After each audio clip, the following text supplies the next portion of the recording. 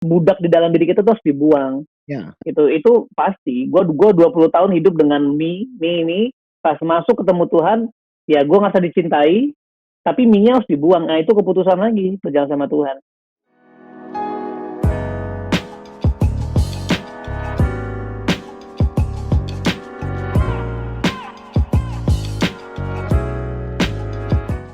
Kita doa dulu yuk. Yuk. Mari kita berdoa. Selamat malam Bapak, selamat malam Tuhan Yesus, selamat malam Roh Kudus. Terima kasih banget buat kesempatan malam ini. Makasih buat tadi pagi, siang, sore, sampai malam ini. Terima kasih buat aktivitas apapun yang boleh kami lakukan. Terima kasih buat perasaan, emosi, mood hati, pikiran apapun yang boleh Engkau izinkan ada di dalam kami. Sukacita, dukacita, tertawa, marah, senang, sedih, whatever there is. We grateful for that. Terima kasih kalau kami boleh mengalami dan merasakan apa yang sudah Engkau berikan buat kami pada hari ini. Thank you banget Bapak. Kami akan mulai session fellowship ini Tuhan. Kami nggak mau ngomongin apapun kecuali ngomongin Engkau. Dan yang kami pengen justru untuk Engkau yang berbicara. Biarlah Engkau yang curhat Tuhan. Biarlah Engkau yang curahkan isi pikiranmu dan isi perasaanmu. Buat kami nggak tahu kami mau ngomongin apa. Tapi satu hal yang pasti Tuhan, kami pengen dengar isi hatimu. Kami pengen dengar isi pikiranmu. So, just do what you have to do, Lord. Do what you gotta do. Ini kami. Kami ada di sini semua hanya oleh karena kehendak-Mu, oleh karena misimu, oleh karena your divine, oleh karena kedaulatan-Mu, Tuhan. So, kami mengundang Engkau untuk menguasai kami dari dalam keluar, luar ke dalam. Apa pikiran kami, apa hati kami, bukan do what you gotta do Tuhan. Potong apa yang perlu Engkau potong, tumbuhkan apa yang perlu Engkau tumbuhkan Tuhan. Dan kami akan menikmati waktu kami bersamamu. Makasih banget Bapak. Dari sesi ini awal sampai nanti selesai kami serahkan sepenuhnya ke dalam tangan pengasihan-Mu. Biar kerajaan-Mu, biar karakter-Mu, kepribadian-Mu, pikiran-Mu, perasaan-Mu, visi misimu yang jadi. Thank you banget Bapak. Hanya di dalam nama Juru Selamat kami yang hidup, Raja di atas segala Raja, Tuhan Yesus Kristus. Nama di atas segala nama kami berdoa dan mengucap syukur. Amin. Oke, teman-teman. Boleh kalau mau di mute semua biar nggak terlalu bandwidth-nya nggak terlalu banyak kepake. Gitu. Oke. Gimana sih caranya nih? Pin video. Oke. Oke, Rat. Rat, kemana tuh Rat?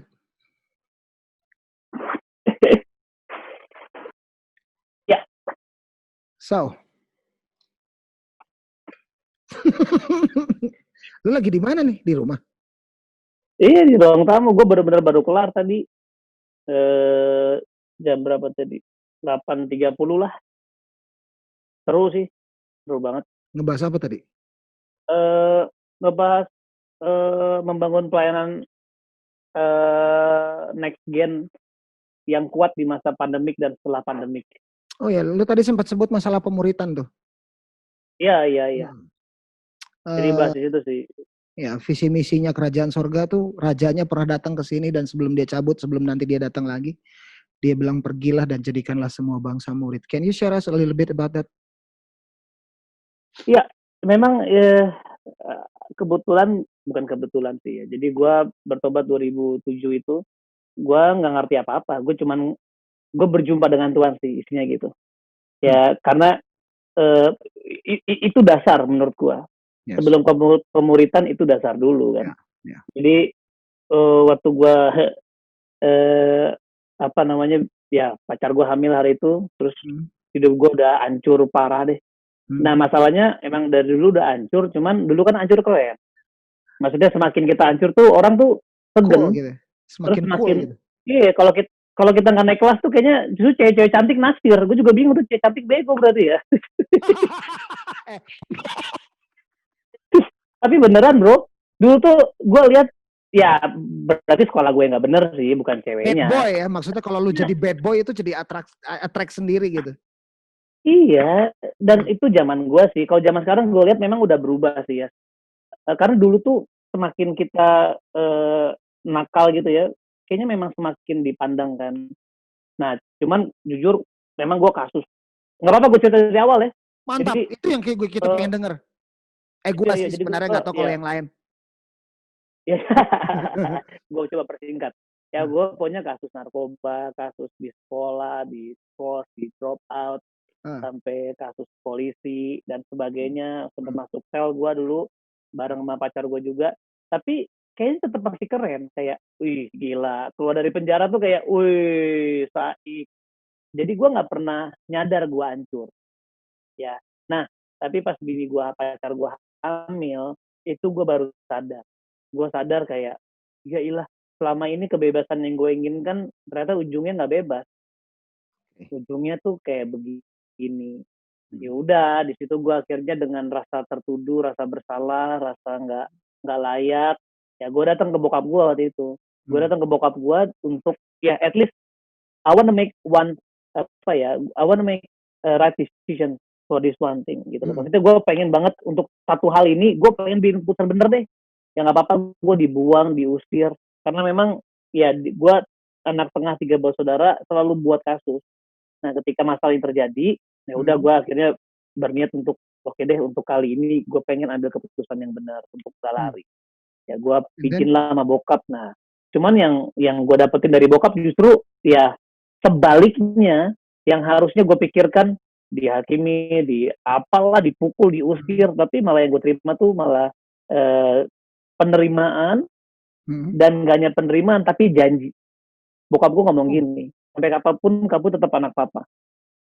Pokoknya lu mau dosa lagi besok, lu tetap anak gue. Bahkan dia sempat bilang perkataan yang agak aneh, yang gue sadari itu kayak Tuhan naruh perkataannya di lidah bokap gue saat itu.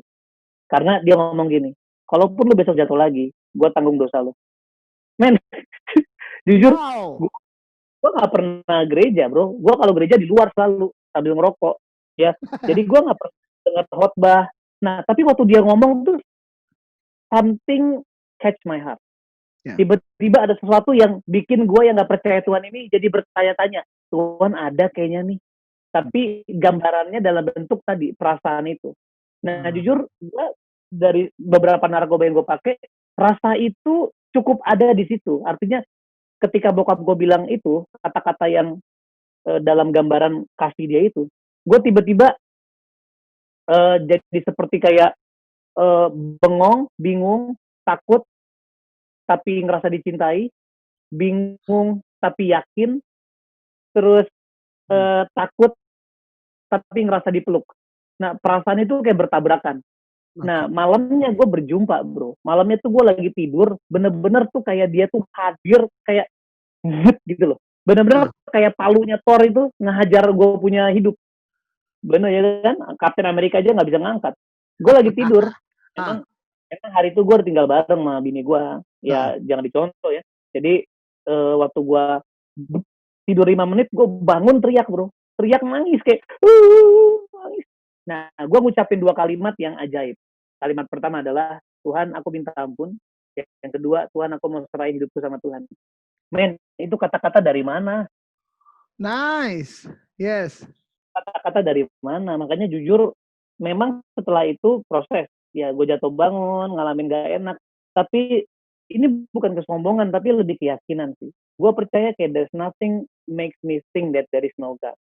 Karena steril itu gue ngalamin dia. Masalah gue kecewa sama dia, ya at least gue tahu gue kecewa karena he is exist. Karena dia ada. Ya karena gue nggak dewasa, gue kecewa, gue marah, gue ngambek, gue berusaha jadi bos, dia jadi pelayan gue, tapi at least gue tahu dia ada gitu. Nah dari situlah proses perjalanan gue, ya sampai jujur ya gue kan pekerjaan waktu itu DJ ya, terus penghasilan tuh cuma 1,5 juta per bulan lah waktu itu, dan gue harus nikah pakai apa, pakai turntable nikahnya. Kalau bisa Gue seru loh. oh seru kalau bisa ya kan. Kalau bisa Nah seru. jujur hari itu gue langsung mau pamit ke bokapnya.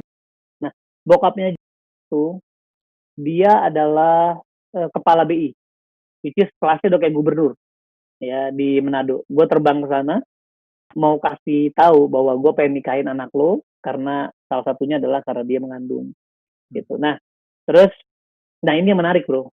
Hmm. Makanya sebenarnya eh, Tuhan itu harusnya bukan sekedar bisa dipercaya ya, tapi bisa dirasa ya. Benar-benar bisa diyakinin Dalami. dengan perasaan Ya. mendalam. Iya.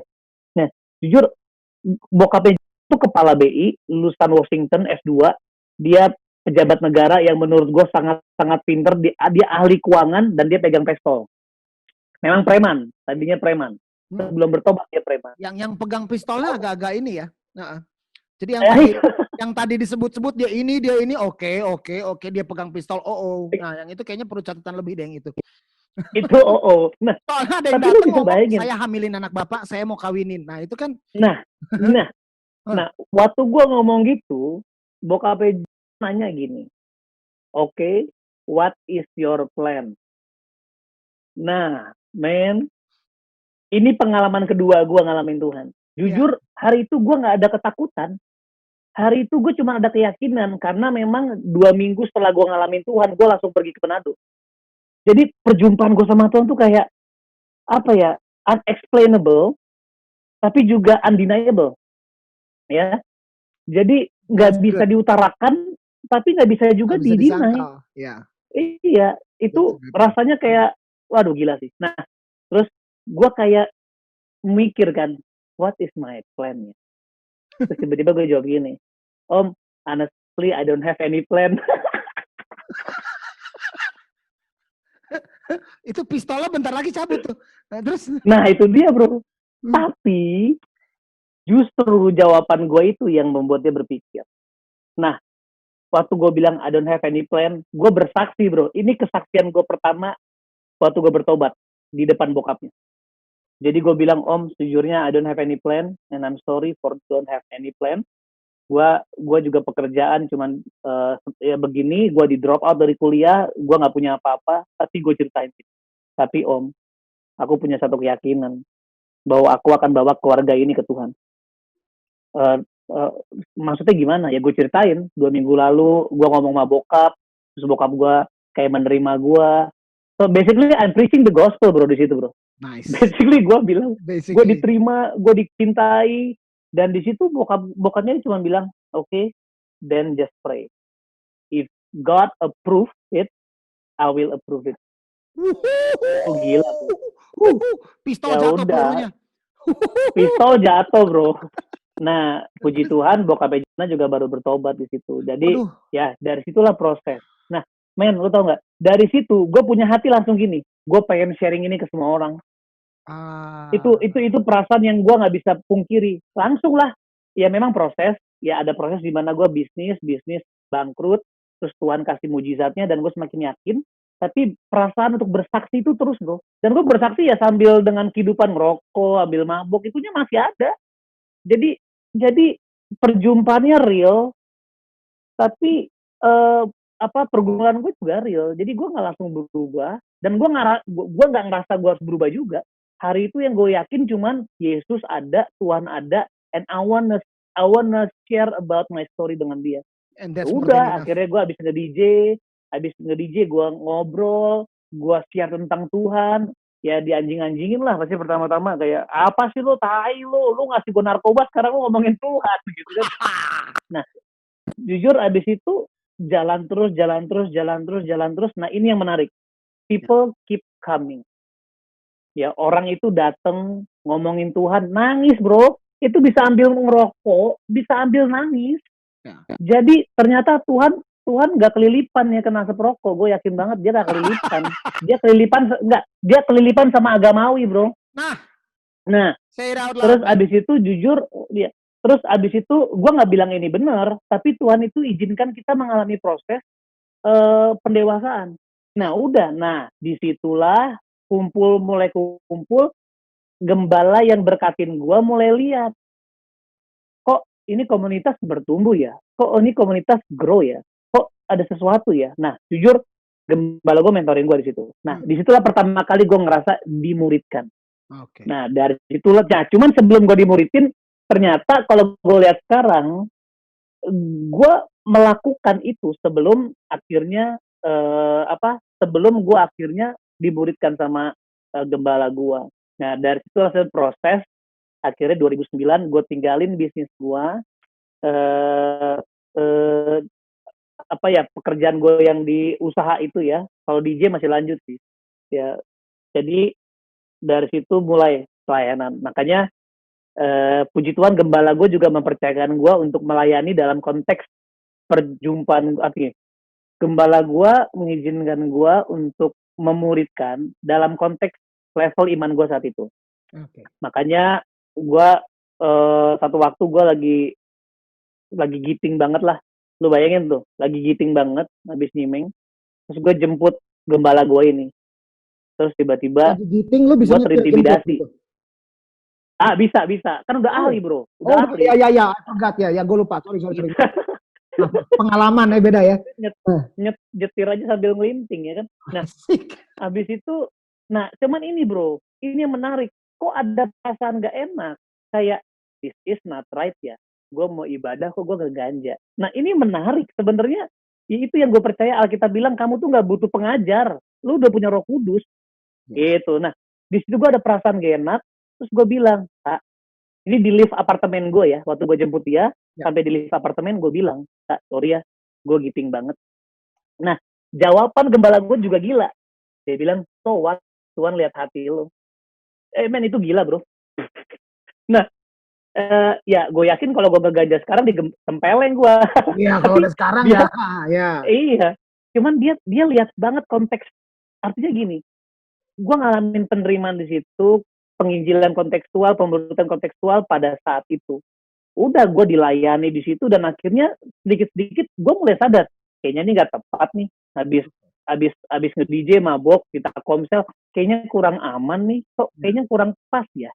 Nah, habis itu kita bikin KKR udah ada di dalam ya. Di situ ya. Iya. Nah, habis itu kita dari 2009 sampai 2011 kita bikin KKR di top club di Jakarta. Jadi kita bikin di X2, Equinox, Imigran, Barcode, lalu bikin di apalagi tuh di X2 kita bikin. Jadi kita bikin acara klub karena gue DJ kan. Gue cuma ngertinya adalah ya bikin acara.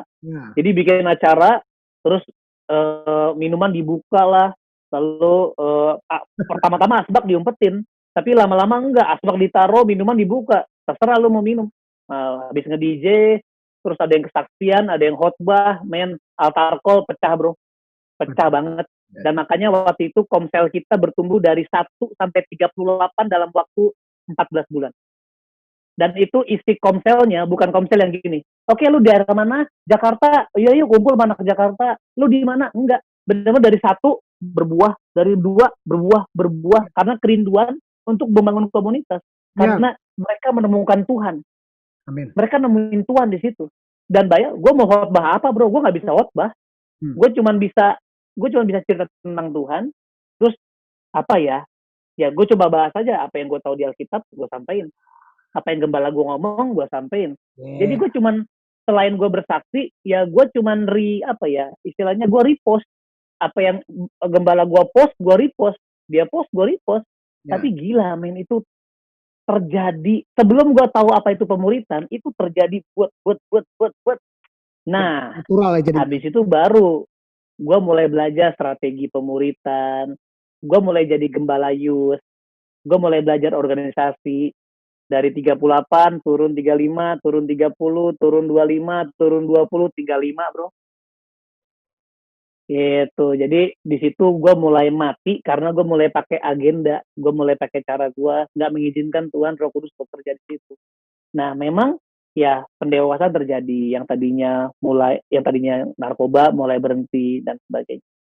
Tapi pas gue jadi youth pastor memang gue mendadak jadi agamawi bro. Gue mulai kayaknya jangan gitu dong, kan kita udah berubah. Jadi anak-anak yang rokok, gue mulai gak nyaman sama orang yang anak baru yang rokok, anak baru yang masih minum. Gue mulai seperti kayak ada perasaan itulah kayak, jangan gitu dong, nanti gereja kita gimana, nanti dilihat orang gimana. Terus mulai fokus ke bangku, mana nih, kok kita sepi, gitu. Akhirnya gue mulai nggak personal lagi. Gue di situ mulai rubuh sih. Gitu. Nah itu sebenarnya tahap kedua di mana gue mulai ngalamin peruntuhan. Akhirnya 2013-14 mulai lagi tuh. Oh, berarti penting keterbukaan plus kekudusan di situ. Mulai jalanin tapi dengan tuntunan Tuhan. Oke, tetap personal, terima orang apa adanya dan bangun supaya mereka jadi seperti Kristus. Ya mulai taruh standar di diri kita untuk jadi Kristus buat mereka, tuntun mereka pelan-pelan tanpa agenda untuk ngubahin mereka. Benar-benar simply to sow a seed, to give my life, dan kalau dia nggak terima ya urusan dia sama Tuhan. Pokoknya tugas kita cuma nanam, bangun, nanam, ya. Dan gitu, ya udah. Ya itu proses lah sampai hari ini. Esensi itu yang kita bawa sekarang. Kalau tadinya cuma keterbukaan, penerimaan, tanpa kekudusan, tanpa kebenaran. Lalu di kurva yang selanjutnya kita memperhatikan bahwa oh ternyata penting ada kekudusan, ada kebenaran. Lalu mulai masuk ke agamawi, oh kita mulai another level lagi, oh ternyata memang kita harus mengizinkan ini harus apa ya, kita nggak bisa taruh rules di tengah-tengah pemuritan ini, harus benar-benar hubungan. Ya hubungan dengan sebuah nilai-nilai. Udahlah, akhirnya ya berjalan di situ sampai hari ini gitu. Bro, tadi like around 7 minutes ago, is it if I'm not mistaken, like 5 minutes ago, tadi lu sempat keluarin satu statement yang gua jadi bos Tuhan pembantu gua. Can you tell me that face? Karena banyak orang-orang yang buat gue pribadi banyak banget orang yang attitude-nya seperti itu gitu, yang attitude-nya jadi kayak kalau boleh balik ke Bible, attitude-nya kayak bukan boleh ya, balik ke Bible aja. Kalau kayak budak, kayak orang Israel yang udah keluar dari Mesir gitu, mereka udah keluar dari Mesir tapi attitude slave-nya tuh masih ada di situ. Kayak Tuhan jadi kayak harus jadi pembantu gitu loh. Lu mau bawa kemana? Lu bawa ke sini, mau bunuh gue apa? Ya sabarlah, tunggu kan laut nanti belah gitu. Mana makanan? Dapat mana? Lu dapat delivery roti tiap hari yang rasanya kayak madu turun dari langit selama 40 tahun kurang apa, baju nggak dicuci? Mana daging? Gitu, ngerti? Apa attitude-nya kayak gitu. Nah, yang entah gimana ya, itu kan cerita itu lumrah sekali loh itu sebenarnya loh. Kayak kalau lu pernah ke gereja, kalau lu pernah sekali minggu, at least lu pernah dengar cerita tentang bangsa Israel keluar dari perbudakan di Mesir. Tolong jangan put emphasis-nya cuma di laut belah doang dong. Kan laut belahnya tuh nggak nyampe berapa tahun kan, tapi mereka jalan di gurun 40 tahun. Dan kalau kelakuan lu kayak gitu, tolong, janji Tuhan tuh ya dan amin, pasti, tapi lu nggak masuk ke tanah perjanjian. Israel masuk ke tanah perjanjian. Di kitab Yosua kan dia udah bilang jelas-jelas tidak ada satupun janji Tuhan kepada Abraham, Ishak dan Yakub yang nggak digenapi, semua digenapi. Tapi 2,5 juta orang yang berangkat dari Mesir, nggak ada satupun yang masuk kecuali Yosua sama Kaleb. Gitu. Karena attitude-nya kayak Tuhan, jadi kayak kan lu Tuhan, kalau gue request kasih dong. And it was like lu tadi sempat ngomong gitu, kalau gue bos, Tuhan pembantu gue. Can you share a bit about that? Menurut gue itu mentalitas yang pasti kita semua alami, karena gak ada, gue rasa satu orang pun yang datang sama Tuhan tanpa dengan seluruhnya kemurnian. Kayak Tuhan, gue mau datang sama lu, I don't want anything, Lord. I don't want healing. Gue nggak mau restoration. Gue mau benar-benar abandonment. Gue mau kasih semua sama Tuhan. Enggak. Nah itu proses di mana memang bukan, ya itu kan budak di dalam diri kita tuh harus dibuang. Itu pasti. Gue 20 tahun hidup dengan me. Pas masuk ketemu Tuhan, ya gue nggak usah dicintai, tapi me-nya harus dibuang. Nah itu keputusan lagi berjalan sama Tuhan. Dan jujur di situ memang gue nggak sepenuhnya kayak oh gue jadi hidup seenaknya, enggak, tapi jadi kayak oke, Tuhan, this is my church, ya ini pelayanan gue, dan gue berdoa supaya lu berkati agenda gue, lebih begitu ya. Jadi basically gue nggak lagi bangun gerejanya Tuhan Yesus, gue lagi bangun gerejanya rakyat. Dan dengan prinsip-prinsip gue, waktunya gue, dengan kemauan gue, timetable-nya gue, programnya gue gitu. Dan Yesus lagi ketok-ketok di pintu kayak Wahyu 3:20, ngetuk-ngetuk tunggu dibukain. Nah, gue sibuk meeting sinode di dalam. Gue di dalam meeting ya kan. Tunggu Tuhan, ini buat Paskah, ini buat event penting. Dia ngetok-ngetok, bukain, aku mau masuk. Gitu. Padahal kalau Yesus masuk, dia yang akan bangun rumahnya, bro. Karena sejujurnya gereja itu nggak dibangun oleh manusia, Gereja nggak dibangun oleh strategi, Yes. gereja nggak dibangun oleh pendeta senior, Program, apalagi penatua dan juga program, apalagi donatur. apalagi Nah, donatur. gereja dibangun oleh Yesus. Dia bilang Yes. gini, di atas batu karang ini, I will build my church. Nah, yang menarik bro, itu kata batu karang di bahasa Ibrani, namanya Eben. Hmm. Nah, Eben itu diambil dari dua kata kan, Eb dan Ben, Abba dan Ben. Jadi gereja dibangun atas hubungan anak sama bapak. Anak sama bapak ya. Nah, Apa itu jadi bapak? bukan hamba sama Tuhan loh. Anak sama bapak, lu punya mentalitas anak nggak yang datang cuma bilang, papa aku harus apa? Papa aku bergantung sama Tuhan. Nah ini, nah masalah gini, kalau kita nggak bangun ini, kita nggak lagi bangun gereja bro, kita lagi bangun panti asuhan. Tahu nggak? Sekarang muncul banyaknya gereja. 4-5 tahun lalu, gereja bertambah dalam setahun 600 baru bro, sinode. Nah, pertanyaannya itu gereja apa panti asuhan? Kenapa? Karena kalau gereja Tuhan akan menghasilkan anak-anak Tuhan yang Yes. punya hati bapaknya. Ya. Tapi kalau panti asuhan cuma orang-orang yang punya kebutuhan buat dicintai, kebutuhan untuk perhatiin gua, layani gua, please berkatin gua, Ya. perhatiin gua. Nah itu kan mental anak yatim, dan gereja nggak mungkin terbangun kayak begitu. Makanya kompetisi, ribut sana sini, nggak dikasih pelayanan marah, yang itu pendeta lebih dekat sama ini dia kecewa, itu kan anak yatim, ya. Nah tetapi gereja dibangun tuh atas dasar ini.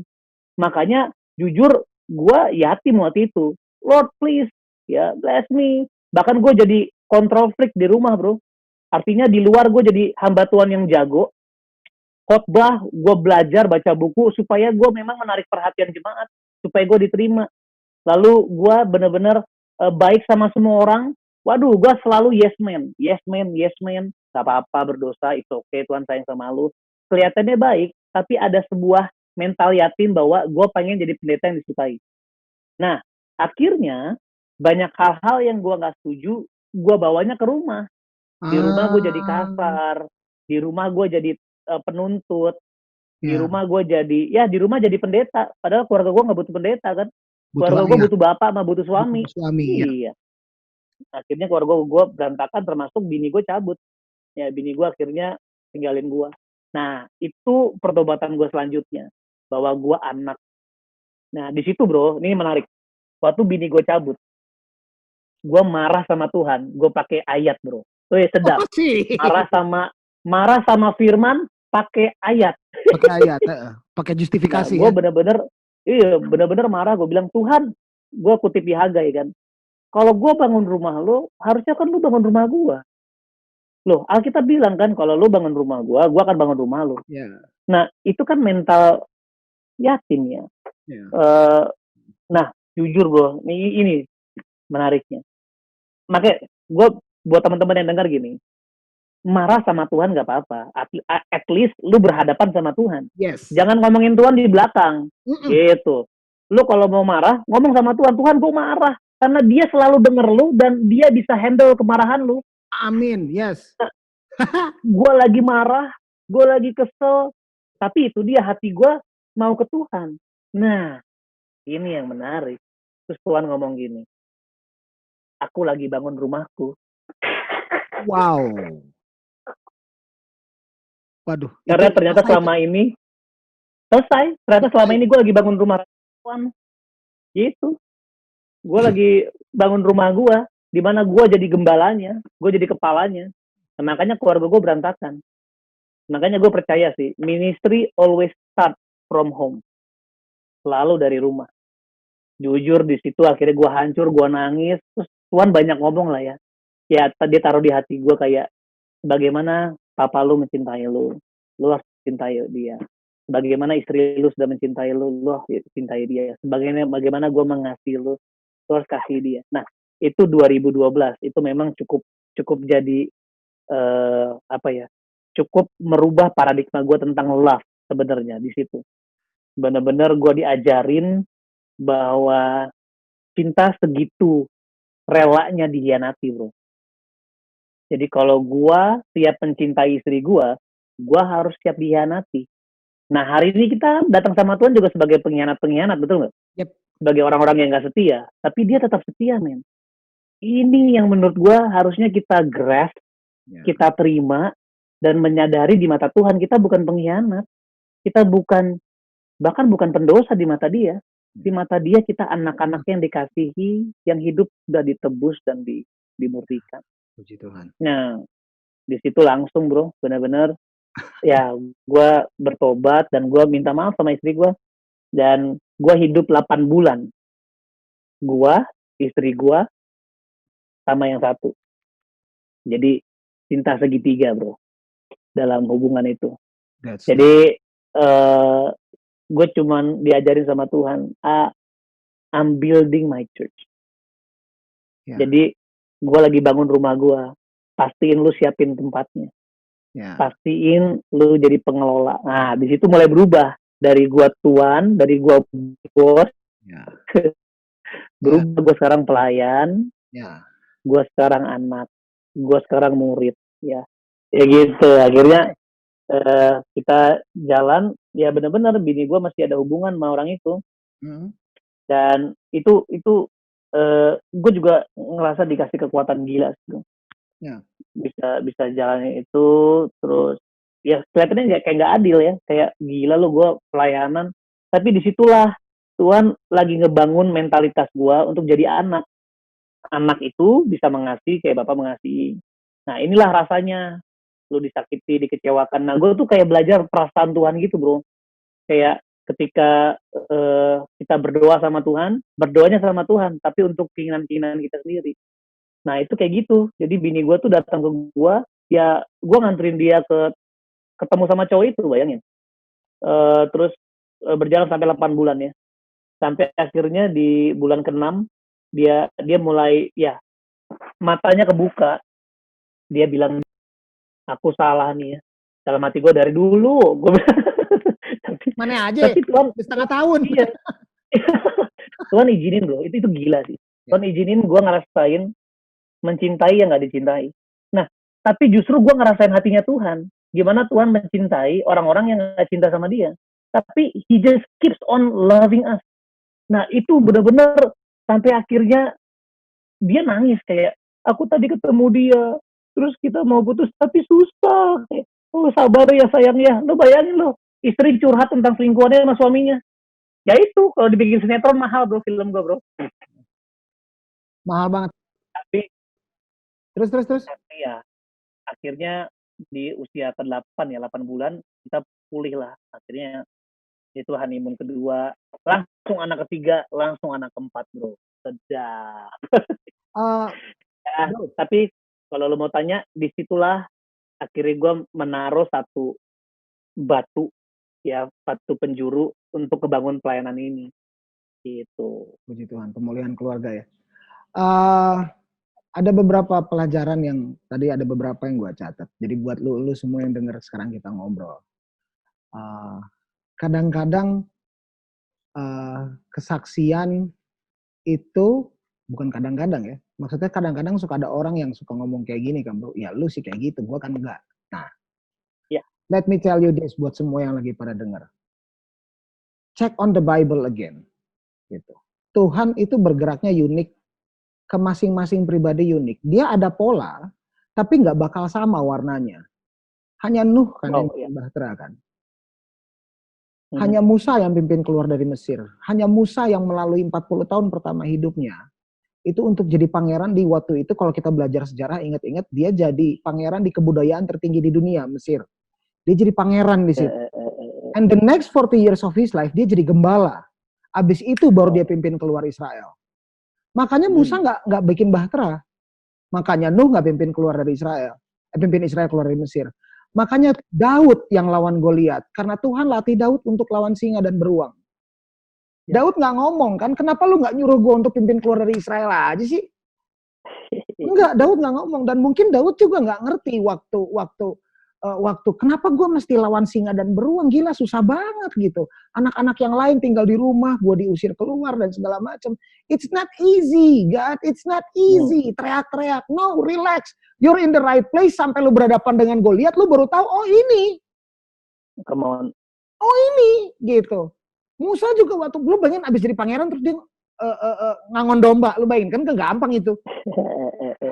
Ini gue ngapain Tuhan di sini? 40, aduh gue udah pengen maki nih. 40 freaking years, man. 40 freaking years itu gue udah lumayan. 40 freaking years. Kalau Musa kayaknya udah pakai bukan freaking, dia udah benar-benar pakai the effort. What am I doing here? What am I doing? Gue nggak tahu gue ngapain gitu. Kayak tadi kalau gue boleh ke cerita lu bro, bapak gue gini ke gue. Di situ gue dapetin hati bapak kayak apa. Well, ini kalau gue boleh menyuarakan dan gue juga sama sih. Well, my father doesn't do me like that, gitu. Tenang aja. Itu buat laki-laki ini karena Tuhan lagi proses dia untuk mau jadi apa, gitu. Salomo diproses untuk jadi apa? Daniel diproses untuk jadi apa? Petrus diproses untuk jadi apa? Gua diproses untuk jadi apa? You cannot copy paste that process, enggak. Tapi satu hal yang pasti, ini pasti, lu anaknya, lu anaknya. He cares for you. Kalau kita lihat di mana di Filipi, kalau nggak salah Filipi 2 kayak nggak salah. Hendaklah kamu dalam hidup bersama menaruh pikiran dan perasaan yang dalam Kristus Yesus. Kalau lu di breakdown di sini, dan perasaannya hanya kita. Lagian Tuhan mikirin apa sih? Agenda Tuhan apa coba? Kalau tadi lu ngomong tentang agenda, wah ini gereja agenda gua nih. Tuhan agendanya apa? Apa yang dia mesti pusingin? Dia udah tulis skripnya sampai Wahyu. Dia udah tulis sudah. Nah, dia bakal jalanin itu. Dia dan amin. Aku Allah yang berketetapan. Yang kalau gua ngomong bakal jadi. Ya udah berarti Wahyu bakal jadi. Kita bakal tunggu aja waktunya kayak gimana. Nah, nggak bisa ya lu kan gitu, lu kan gampang. No. Tunggu waktu Tuhan. Sabar. Jangan kalah sama iblis. Iblis kan sabar ngancurin lu. Iblis kan tekun tuh. Iblis tuh ada satu kelebihan agak-agak sebel gue akuin sih, terutama orang kayak gue. Ya gue orang kayak gini, lu ngerti kan gue orang kayak gini. Iblis itu ada satu kualitas yang lebih dibanding manusia, minimal gue. Dia sabar. Dia tekun banget. Dia telaten, pelan, dia rusakin nih orang dulu. Selama 10 tahun, 12 tahun, gambar diri dirusak, paradigma dirusak, nanti dia ketemu cewek atau dia ketemu cowok, kalau dia cewek dirusak, nanti berkeluarga, dari keluarga lahir turunan yang akan rusak, dan dia nanti menuai yang namanya generasi yang meragukan Tuhan, mana Tuhan? Nah itu, sabar, waktu Tuhan datang, tenang aja. Masalahnya gini, lu tahu nggak kalau Tuhan ada buat lo?